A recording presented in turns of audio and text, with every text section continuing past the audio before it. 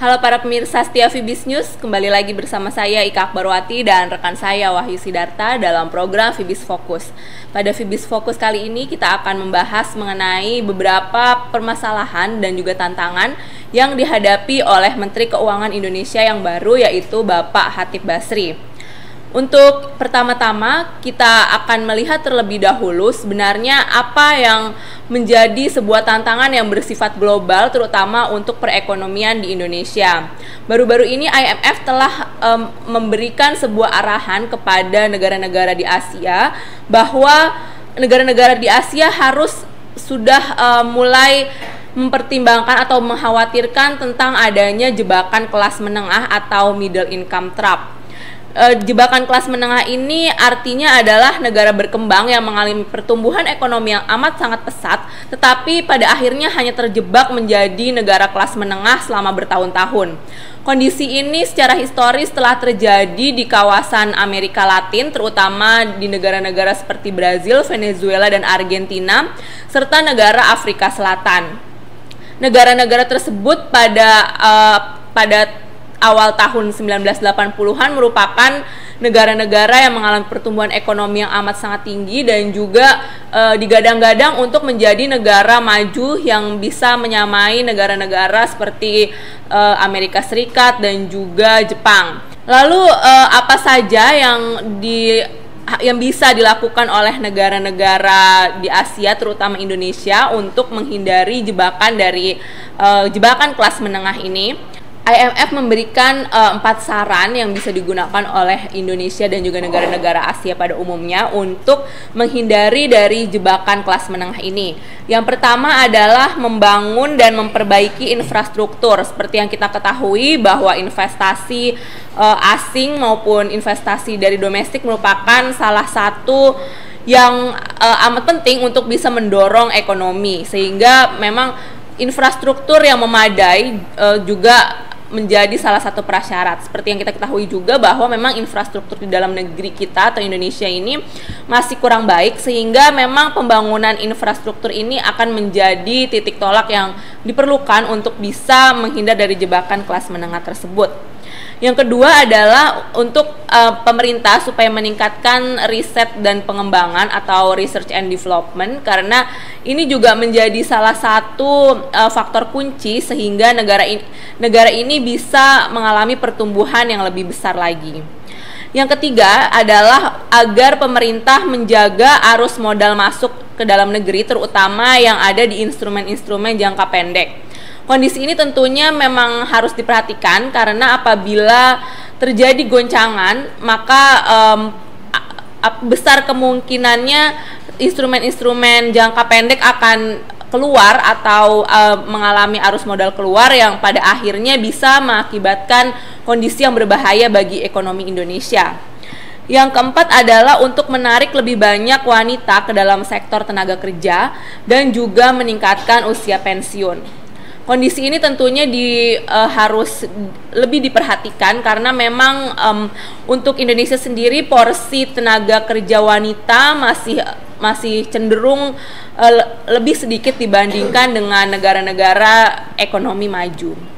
Demikian adalah jebakan kelas menengah, sekilas tentang jebakan kelas menengah dan bagaimana cara yang bisa diambil untuk menyiasatinya. Lalu setelah ini kita akan beralih mengenai tantangan dan harapan untuk Menteri Keuangan baru berkaitan dengan kondisi jebakan kelas menengah saat ini yang akan dipaparkan oleh rekan saya Wahyu. Silakan Wahyu. Baik, terima kasih Ika. Sebelum kita membahas mengenai apa tantangan yang akan dihadapi oleh Menteri Keuangan yang baru, kita akan lihat dulu instruksi dari SBY bagi Menteri Keuangan yang baru, Chatib Basri.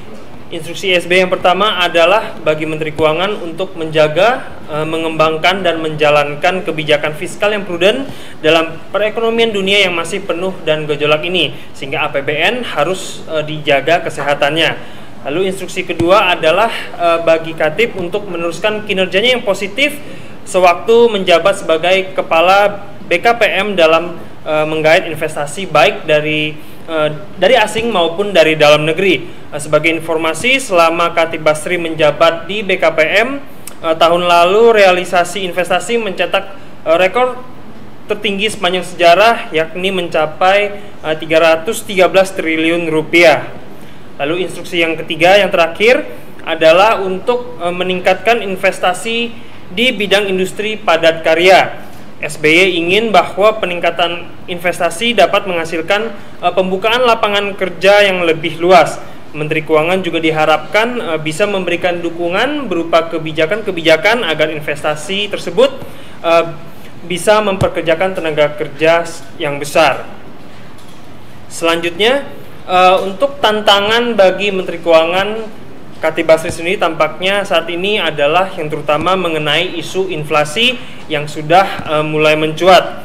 Nah, seiring dengan melambatnya perekonomian Indonesia, maka Menteri Keuangan sendiri harus waspada dalam menetapkan kebijakannya. Sebagai informasi bahwa pertumbuhan ekonomi Indonesia pada kuartal pertama 2013 melambat menjadi 6,02% dibandingkan kuartal pertama 2012 sebesar 6,3%. Selain itu, Bank Indonesia juga memangkas proyeksi pertumbuhan ekonomi Indonesia di tahun 2013 menjadi 6,2 hingga 6,6% dari yang sebelumnya 6,3 hingga 6,8%. Nah, si Khatib Basri sendiri sempat menyatakan bahwa ia berencana untuk memangkas subsidi BBM, di mana dana anggaran akan dipindahkan untuk mengembangkan sektor infrastruktur.